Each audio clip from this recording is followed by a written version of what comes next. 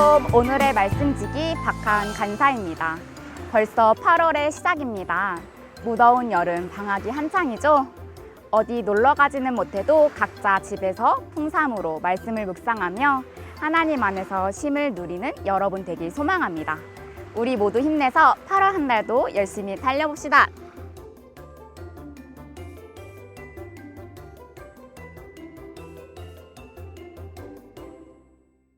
오늘 본문에서는 이스라엘의 현재 상황에 대해 알 수 있는데요. 선민 의식을 가지고 있던 이스라엘은 복음을 받아들이지 못했습니다. 그래서 믿음으로 의롭게 된 이방인들을 시기했습니다. 그런 상황 속에서 바울은 하나님이 자기 백성을 버리셨느냐라고 질문합니다. 그리고선 그럴 수 없다라고 스스로 대답하는데요.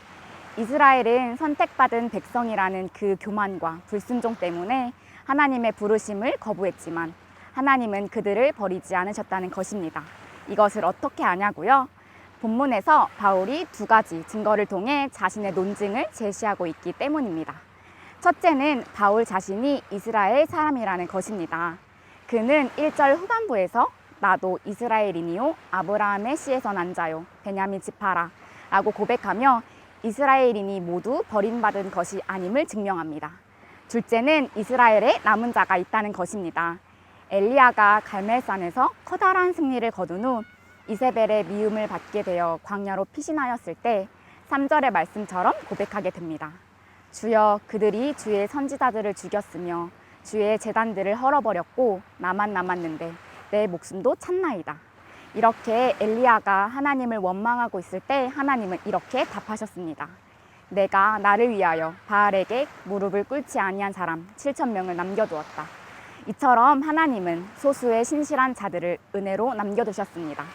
이 7,000명의 신실한 사람은 모든 사람이 신실하지 않은 것처럼 보일 때 소수의 남은 자들을 하나님께서 어떻게 구원하시는지에 대해 알 수 있는 좋은 이해입니다. 남은 자는 하나님에 의해 선택된 유대 그리스도인을 의미합니다. 그들은 행위로 구원받은 것이 아니라 하나님의 은혜로 구원을 받은 것입니다. 그렇게 바울은 지금도 남은 자가 있음을 상기시키면서 남은 자의 중요성을 더욱 강조하며 하나님께서 이스라엘을 버린 것이 아님을 증명합니다. 그렇다면 하나님께 택함을 받지 못한 나머지 이스라엘은 어떻게 된 것일까요? 7절 하반절부터 8절에서 볼 수 있듯이 바울은 그 남은 자들이 우둔하여졌고 혼미한 심령, 보지 못할 눈, 듣지 못할 귀로 완고해졌다고 증언합니다. 하나님께서 애굽 왕 바로의 마음을 완악하게 하셨듯이 이스라엘은 하나님의 섭리 안에서 완고해졌습니다. 하나님께서 이유 없이 이스라엘을 완고하게 하신 것처럼 보이지만 그 이유는 그들의 불순종 때문이었습니다. 오늘 말씀을 통해 알 수 있듯이 이스라엘은 하나님에 의해 선택된 민족이지만 대부분 하나님의 은혜를 망각하고 완악해졌습니다. 또한 영적으로도 보지 못하고 듣지 못하게 됐습니다. 하지만 하나님께서는 소망이 없어 보여도 남은 자를 통해 하나님의 뜻을 이루겠다는 희망을 보여주셨습니다. 저는 이 말씀을 묵상하며 어려움 속에서 그리스도인이 가져야 할 소망에 대해 묵상해 봤으면 좋겠습니다. 개인적으로 저는 4학년 졸업 후 1년간 협동간사로 사역할 것을 결단했지만 코로나로 인해 캠퍼스 사역에 큰 어려움을 겪게 됐습니다. 그러면서 학기 초에 저는 주여 왜 이런 시간을 저에게 주셨습니까? 라는 의문을 품기도 했습니다.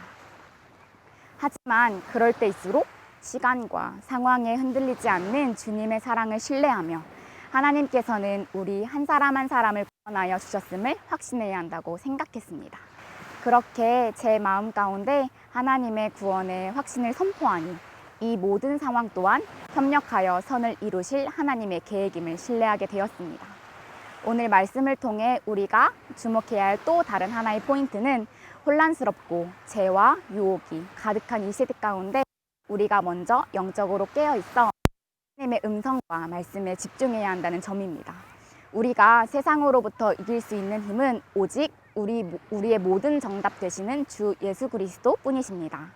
그렇기에 하나님 앞에 깨어있지 않는다면 방중 가운데 우리는 당연히 무너지게 될 것입니다.